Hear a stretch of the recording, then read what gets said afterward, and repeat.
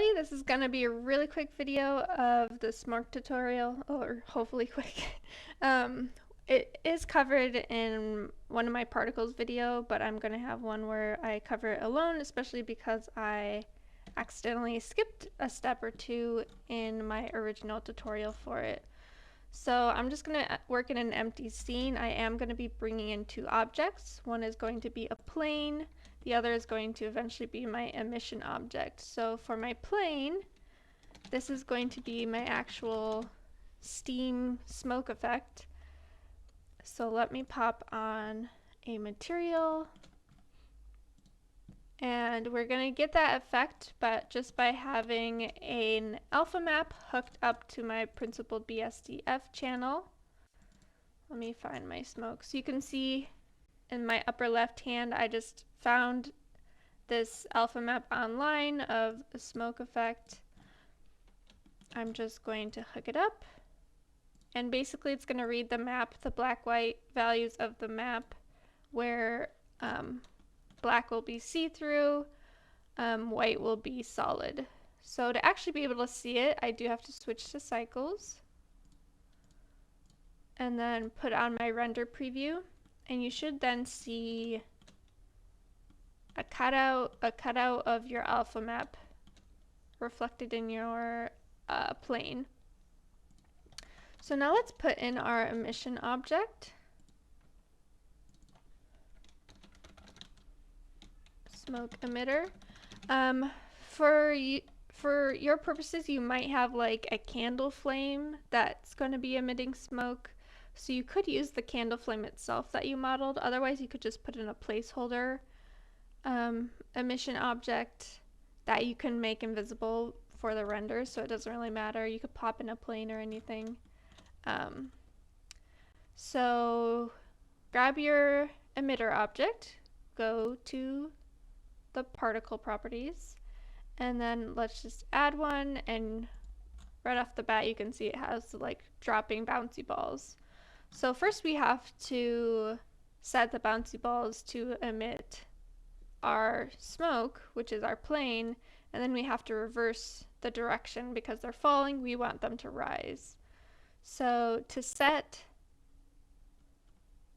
it to emit our smoke, we do render as object. Again, if you have multiple alpha maps that you're using, different planes, you would do render as collection, but I just have the one. And then I can dropper bottle it, and now if I hit play, you can see it's dropping all these planes. This is also where you can uncheck show emitter if you do want it invisible in the render. If you want it invisible in the viewport, there is a separate checkbox to do so. So next, let's make our planes rise, which is going to be under field weights. That very top value, gravity, we want to reverse gravity, so we're going to just do -1, so changing it from 1 to -1, and now they'll rise.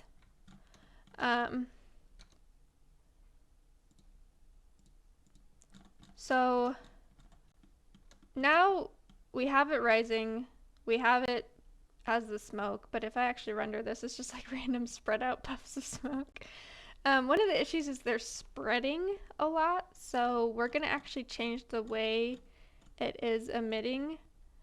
So if I go back up to the top of my particle properties under the emission tab, under the source tab, we can change the distribution method, which I'm going to change to grid. And now if I hit play, you can see it's like following this like wavy line that's happening. The wave is happening because it's emitting from faces. So I have these 6 faces of the cube that it could potentially be emitting from. Depending on if you want more variety, you can increase the size of your cube. If you want less variety of that wave, you can decrease the size of your cube.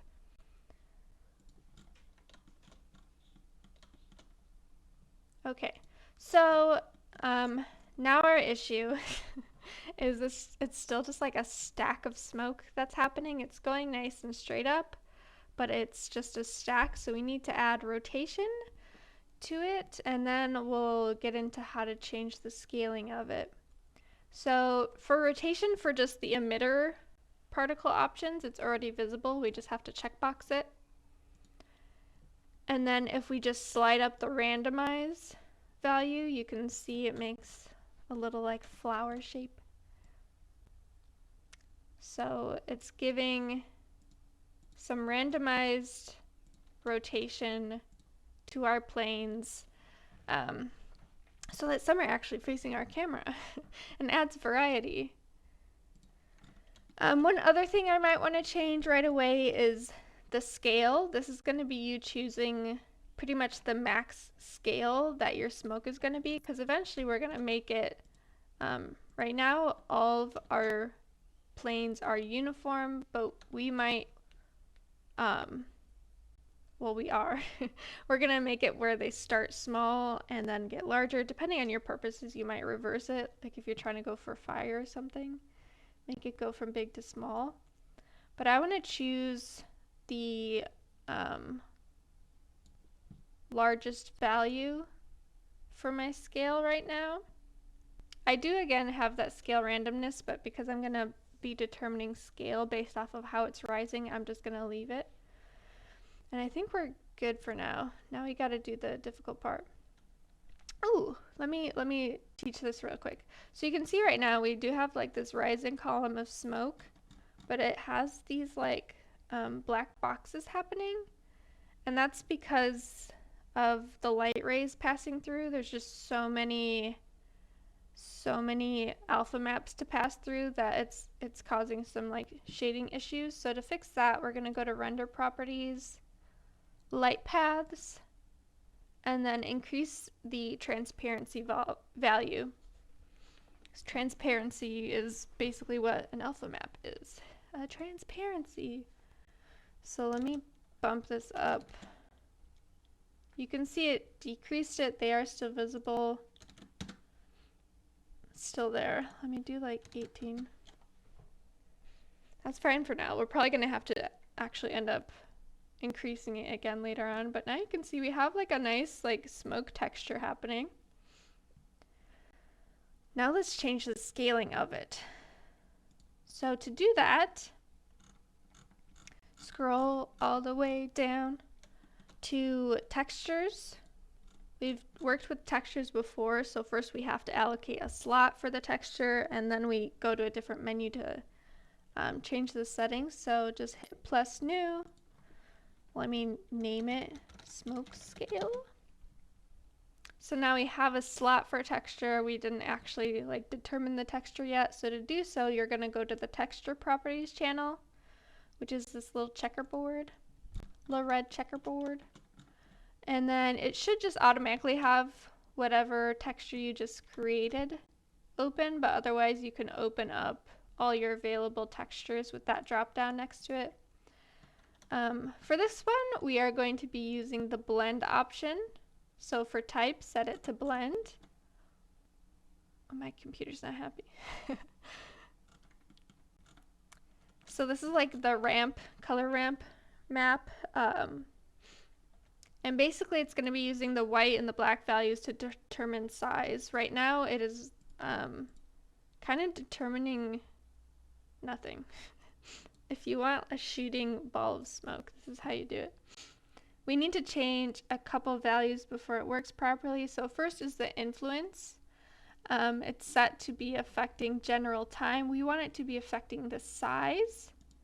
So I'm going to uncheck general time, checkbox size. And now I should have, my planes are rising again. You can say they are changing in scale as they rise, but it's more that they stay uniform. It emits a plane, it stays uniform scale, then it emits a larger one, it stays uniform scale. So we actually want it to change the scale of the same plane as it goes, rather than emitting different scaled planes. So to do that, you're going to change in the mapping tab from generated to strand/particles. And now if I hit play, you're gonna see our planes go from small to our full size. You also have control over how quickly it does this. So if you open up the colors tab, checkbox that color ramp, it's going to give you control of the ramp. So you can slide, if you slide the black value over to the right, it's going to basically delay when your particles are emitted. If I slide the white value over to the left, it's going to increase the speed that it reaches the full sizing at. So now that we have this, we kind of get a stream of smoke. It is very spread out though. If you want like this degree of like smoke though, then you're fine. If you want it to be more dense, we do have a fix for that. So right now I don't like how like spread out and chunky it is between. I want a thick plume of smoke. So to do that, we're gonna go back to our particle properties and then go under our physics tab. So going under all the different tabs today, under the physics tab, there's a damping force. So right now if I hit play with my planes just open, you can see they're moving relatively quickly, rising pretty high in my scene.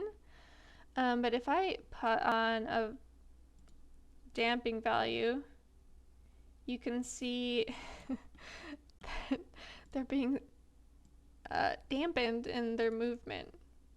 Let me do it less extreme value so we can see something happening. So you can see they're moving much slower.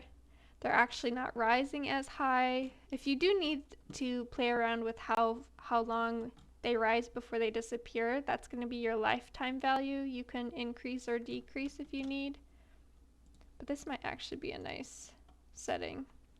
You can see the damping is very effective. I didn't need too much for it to slow down my smoke rise pretty drastically. Ooh, we'll do this. Nice thick cloud. And then here, if you do need to change how quickly it reaches that full size, I can go back to the texture properties and change that ramp.